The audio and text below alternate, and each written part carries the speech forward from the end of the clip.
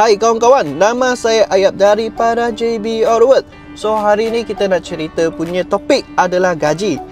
Okay, so untuk gaji ni kita ada 1,003 hingga 1,005. Ada 1,005 hingga 2,000. Ada 2,000 hingga 3,000 dan ke atas lah. Okay, so di sini ada 3 grup punya orang. Macam mana anda pilih kereta yang sesuai dengan bajet anda? Okay, so saya bagi fast contoh. Contoh, gaji 1,003 hingga 1,005 ni anda sesuai apa kereta? Saya jujur cakap anda sesuai dengan Proton Saga, Proton Freeway, Proton Iris ataupun Proton Persona lah. Okay, ataupun Azia. So ada 5 jenis kereta boleh bagi anda pilih. Sebab kenapa? Bulanan dia dalam 300 hingga 500. Ini sahaja yang memang mampu milik lah bagi anda. Sebab kenapa? Dia punya bulanan dia tak begitu tinggi. Saya bagi satu contoh, Proton Saga yang tahun baru sikit tapi harga dalam 20,000 lebih ataupun 30,000 lebih. So bulanan dia dalam 300 lebih lah. So contoh gaji anda 1,003 hingga 1,005, anda sudah tolak kereta punya loan. So tinggal punya gaji ada 1,001 ataupun 1,000 sahaja. Dia ngam-ngam boleh lepas lah. Ngam-ngam boleh lepas. That's why saya kata kalau gaji dia rendah sikit, anda mesti pilih kereta yang mampu milik. Jangan pasal pilih kereta ataupun beli kereta yang mahal anda perlu ikat perut. Sebab kereta loan ni dia bayar 9 tahun, bukan bayar setahun, bukan bayar 1 bulan. So anda mesti pandai pilih bajet. Okay, so yang kedua, grup kedua 1,005 hingga 2,000. So 1,005 hingga 2,000 ni anda boleh pilih kereta apa? Anda boleh pilih Prodome IV, Nissan Almera, ataupun kereta family, Proton Exora, Auza. Ni semua kereta anda boleh pilih. Sebab kenapa? Monthly dia lebih kurang dalam 600. Okay, 500 hingga 600. So dia punya bajet bulanan tu memang sesuai dengan gaji korang lah. 1,005 hingga 2,000. Yang ngam-ngam sesuai.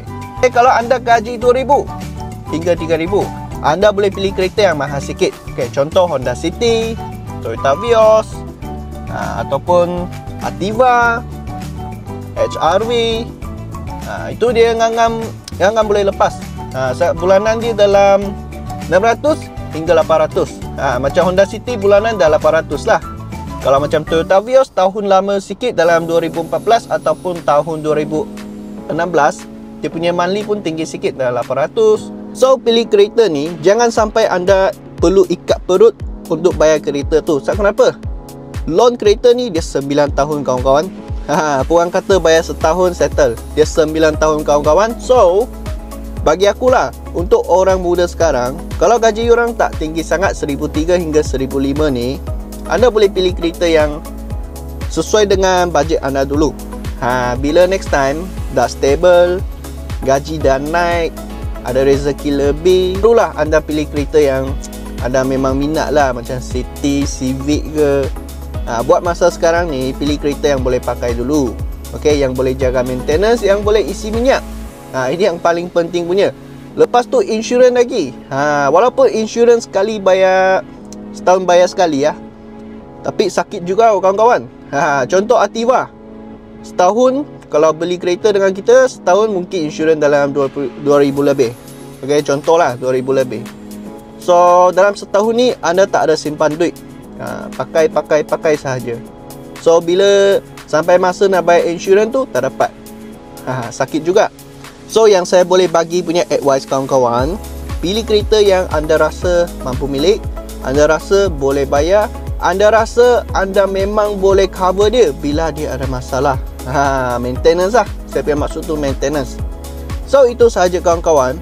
Kalau you orang tak tahu gaji anda boleh beli kereta apa, jangan segan, jangan malu. Sila PM dengan saya.